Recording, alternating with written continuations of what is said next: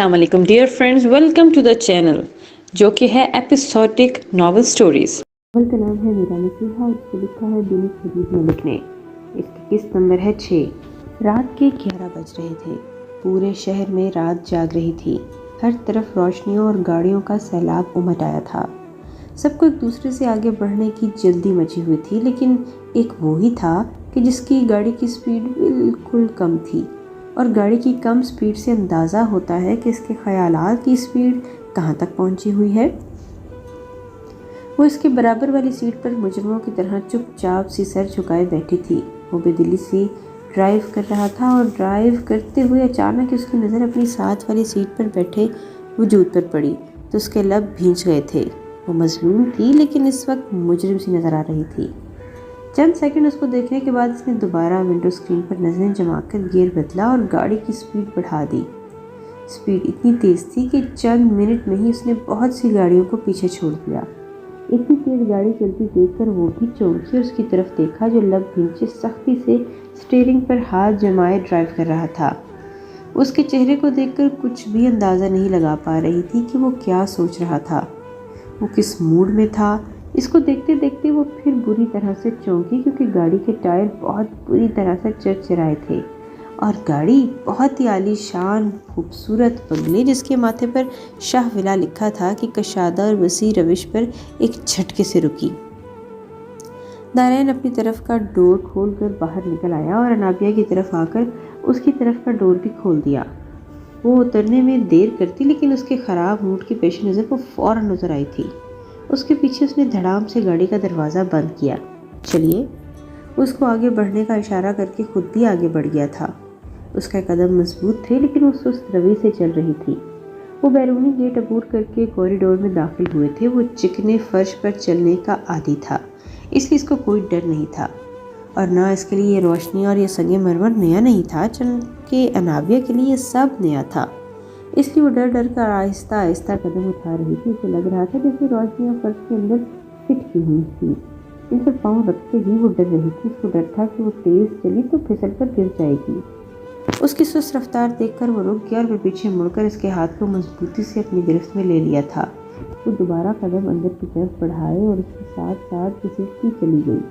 अब तो आहिस्ता कदम उठाना दुश्वार था।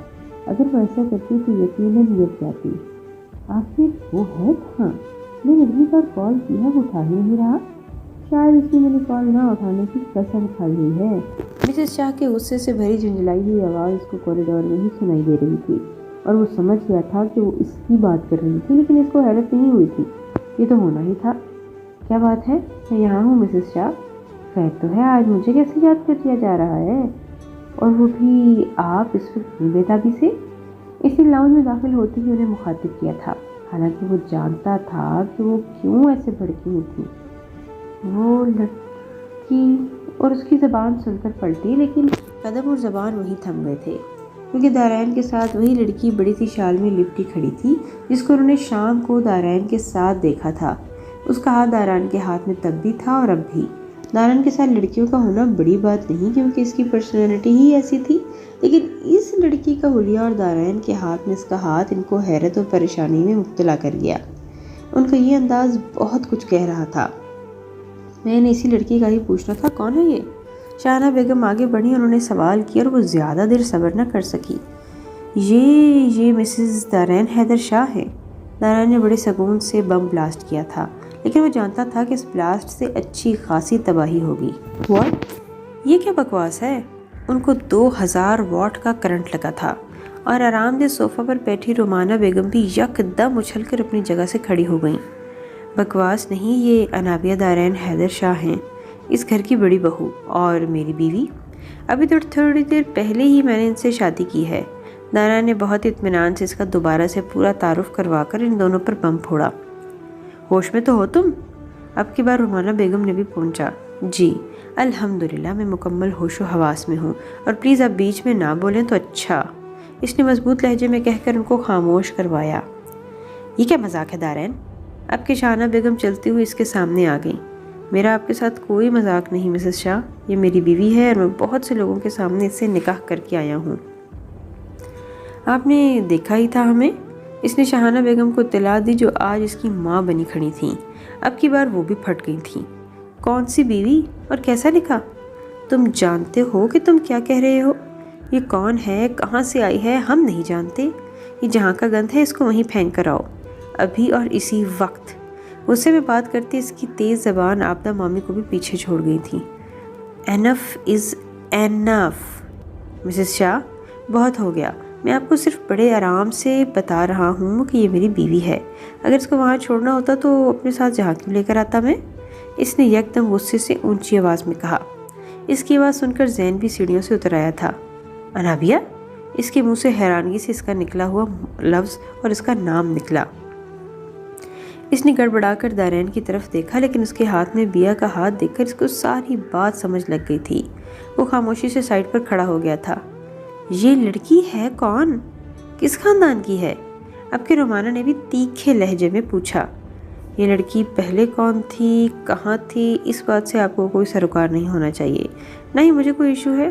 اب یہ میری بیوی ہے، میں اس کو پسند کرتا ہوں اور میں نے اپنی پسند سے اس سے شادی کی ہے۔ یہ گھر جتنا میرا ہے اتنا اس کا بھی۔ اب یہ لڑکی اس گھر سے کہیں نہیں جائے گی، ادھر ہی رہے گی میرے ساتھ میرے کمرے میں۔ وہ بڑی مضبوطی اور ثابت قدمی سے اس کے سامنے ڈٹ گیا تھا اور انابیہ اپنے سامنے ڈھال بن کر کھڑے نارین حیدر کو تو بس دیکھتی ہی رہ گئی تھی۔ وہ اس کے کردار کو بے داغ رکھنے کے لیے کہاں کہاں سے پوائنٹ ڈھونڈ کر لا رہا تھا اور اس کی مجبوری کی شادی کو اپنی پسند کا نام دے رہا تھا۔ یہ کیا کہہ رہے ہو تم دارین؟ حیدر علی شاہ بھی اس کی بات سن چکے تھے اور ان کے پیچھے آتی رمل اکرم بھی انجان نہیں تھی۔ پاپا، میں یہ کہہ رہا ہوں کہ انابیہ میری بیوی ہے، بس یہی بات مسز شاہ کی سمجھ میں نہیں آ رہی۔ رجو، رجو، اس نے چودھری حیدر کو جواب دے کر ملازمہ کو آواز دی۔ جی صاحب۔ وہ دوڑی آئی۔ انہیں میرے روم میں چھوڑ کر آؤ۔ اس نے انابیہ کی طرف اشارہ کیا اور وہ گھبرا گئی تھی۔ یہ لڑکی میرے گھر میں نہیں رہے گی۔ شاہانہ بیگم غصے سے پھنکارتی ہوئی آگے بڑھی۔ دارین، تم نے مجھے بھی کچھ نہیں بتایا بیٹا؟ حیدر علی شاہ نے دھیمے لہجے میں پوچھا۔ ان کو دکھ ہوا تھا۔ دارین نے اپنی زندگی کا اتنا بڑا فیصلہ ان کو بتائے بغیر کر لیا تھا۔ دارین کو بھی ان کے لہجے کا دکھ محسوس ہو گیا تھا۔ اس کے لیے سوری پاپا۔ اب کہ وہ تھوڑا آہستہ سے بولا، اور اس لڑکی میں ایسی کیا خاص بات ہے؟ شاہانہ بیگم غصے سے بولی اور ان کی کٹیلی نظریں انابیہ کے وجود پر آر پار ہو رہی تھیں۔ یہ تو شکر تھا کہ اس نے شال لپٹی ہوئی تھی اور چہرہ چھپایا ہوا تھا۔ بہت خاص ہیں یہ میرے لیے؟ ان کے جیسی تو آپ کی سو کالڈ بھانجی مر کر دوبارہ بھی زندہ ہو تو بھی میں نہیں یہ بن سکتی۔ اس نے بڑے پرسکون انداز میں یہ پوائنٹ بھی کہیں سے نکال لیا تھا، کیونکہ اس نے اس جنگ میں جتنا جو تھا۔ لیکن آج سے 10 دن پہلے تو تمہیں اپر کلاس کی لڑکیاں اٹریکٹ کرتی تھی، پھر اچانک تمہیں یہ احساس کیسے ہوا؟ رومانہ بیگم نے طنزیہ انداز میں بہت تیکھے لہجے میں پوچھا، جب رمل خاموش نظروں سے یہ سارا تماشا دیکھ رہی تھی۔ کیونکہ آج سے 10 دن پہلے میری انابیہ سے ملاقات نہیں ہوئی تھی۔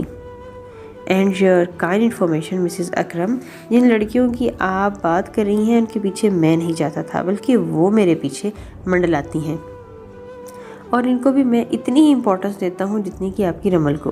لیکن جب میں بیا سے ملا تو مجھے احساس ہوا کہ یہ دنیا تو بہت زیادہ خوبصورت ہے۔ اس نے یہ سنگین وار بھی کر دیا، اور اس کی بات پر رمل کے ساتھ ساتھ رومانہ اور شاہانہ بیگم بھی بلبلا اٹھیں۔ دارین یہ سب باتیں کرنا نہیں چاہتا تھا، لیکن انابیہ کے قدم اس گھر میں جمانے کے لیے اس نے وہ سب کہا تھا، کیونکہ رمل شاہانہ کی منظور نظر نہیں تھی۔ شٹ اپ دارین، تم حد کراس کر رہے ہو، انسلٹ کر رہے ہو تم میری بیٹی کی۔ اب کہ رومانہ بیگم غصے سے بولی۔ مسز رومانہ اکرم، آپ کو بار بار ٹوکنا مجھے بالکل بھی اچھا نہیں لگ رہا، لیکن پھر بھی میں آپ سے یہی کہوں گا کہ آپ بیچ میں نہ بولیں۔ یہ آپ کا نہیں، میرا اور میرے پیرنٹس کا پرسنل میٹر ہے۔ آپ کو اس میں بولنے کی ہرگز ضرورت نہیں۔ اس نے رومانہ بیگم کو بڑی شائستگی سے بیچ سے بولنے میں روکا تھا۔ یہ تم مجھے کہہ رہے ہو؟ اب کی بار وہ غصے سے پھنکاری۔ جی، آپ کو ہی تو کہہ رہا ہوں، بلکہ کافی دیر سے کہہ رہا ہوں، لیکن آپ ہیں کہ وہ بھی دارین حیدر تھا، اپنی بات سے پیچھے ہٹنے والا تھوڑا تھا۔ تم انتہائی۔ انہوں نے کچھ کہنا چاہا تو حیدر علی نے ان کو اشارے سے روک دیا۔ زین بیٹا، بھابھی کو دارین کے روم میں لے کر جاؤ۔ انہوں نے اشارہ کر کے زین کو بلا کر کہا۔ اوکے پاپا۔ اس نے سکون کا سانس لیا۔ زین بیا کو لے کر تیزی سے اندر چلا گیا۔ اب وہ اکیلا ہی وہاں کھڑا تھا، اور اب پتہ نہیں یہ بحث کب تک چلنی تھی اور اس کا انجام کیا ہونا تھا۔ یہ بات نہ تو دارین جانتا تھا اور نہ ہی انابیہ۔ وہ سوئی نہیں تھی، نہ ہی اسے نیند آئی تھی۔ فجر کی اذان ہونے کے بعد اس نے نماز پڑھی اور قرآن پاک کی تلاوت کر کے پھر سے صوفے پر پاؤں اوپر کیے، شال کو اپنے ارد گرد لپیٹا، گھٹنوں پر سر رکھے ایک ہی پوزیشن میں بیٹھی تھی۔ اس کی آنکھیں مسلسل رونے کی وجہ سے لال ہو چکی تھیں اور پپوٹے بھی سوج گئے تھے، لیکن پھر بھی نیند اس کی آنکھوں سے کوسوں دور تھی۔ وہ ایسی ہی سوچوں میں غرق تھی کہ ایک لمحہ لگا تھا جس میں اس کی پوری زندگی بدل گئی تھی۔ جو کچھ اس نے کبھی اپنے خواب میں بھی نہیں سوچا تھا وہ ہو گیا تھا۔ ساری پرانی یادیں اور باتیں اس کے ذہن میں گونج رہی تھیں، جن کو وہ چاہ کر بھی اپنے ذہن سے جھٹک نہیں پا رہی تھی۔ سوچتے سوچتے اچانک ہی غیر ارادی طور پر اس کی نظر دارین کی طرف اٹھی۔ وہ رات کو بہت تھک کر آیا تھا، اس سے کوئی بات کیے بغیر ہی سو گیا تھا۔ اب بھی وہ بیڈ پر اوندھے منہ لیٹا بے خبر سو رہا تھا۔ اسی وقت اس نے کروٹ بدلی اور کمبل اس کے اوپر سے اتر گیا۔ کمرے میں ہیٹر آن تھا لیکن پھر بھی سردی بہت زیادہ تھی، اس لیے وہ اپنی جگہ سے اٹھی اور آہستہ آہستہ چلتی ہوئی بیڈ کے پاس گئی اور ہاتھ بڑھا کر اس کا کمبل ٹھیک کرنا چاہا۔ تب بھی دارین ہلکا سا کسمسایا اور پھر دوسری طرف کروٹ بدل کر سو گیا۔ کمبل اس کے نیچے دب گیا تھا۔ انابیہ نے تھوڑا آگے جھک کر اس کے نیچے سے دیے گئے کمبل کو نکال کر اس کے اوپر کروانے کی کوشش کی، تبھی اس کا توازن بگڑا اور وہ اپنے پورے قد کے ساتھ دارین کے اوپر گری۔ دارین جو کہ گہری نیند میں تھا، اس نے اچانک آنے والی افتاد پر ہڑبڑا کر اٹھ گیا۔ کیا ہوا؟ آپ کو کچھ چاہیے؟ اس کو اٹھتے دیکھ کر جلدی سے کھڑی ہو گئی اور شرمندگی سے اس کا چہرہ سرخ ہو گیا اور نظریں بھی جھک گئی۔ نہیں، وہ میں آپ کا کمبل۔ آپ سوئی نہیں؟ وہ جو گہری نیند سے اٹھا تھا اس نے آنکھوں کو مسل کر ان کو پوری طرح سے کھولا۔ نہیں، وہ کہہ کر وہاں سے پیچھے ہٹ گئی، لیکن وہ اس کی بات پر چونک گیا۔ لیکن کیوں؟ آپ کیوں نہیں سوئیں؟ آپ اپنے ساتھ ایسے کیوں کر رہی ہیں؟ مجھے نیند نہیں آ رہی تھی تو اس نے بہانہ بنانا چاہا، لیکن دارین جانتا تھا کہ اس کو نیند کیوں نہیں آئی تھی اور وہ کیا سوچ رہی تھی۔ صحیح۔ وہ بھی لب بھینچ گیا اور دوبارہ سونے کی بجائے بیڈ سے اٹھ گیا۔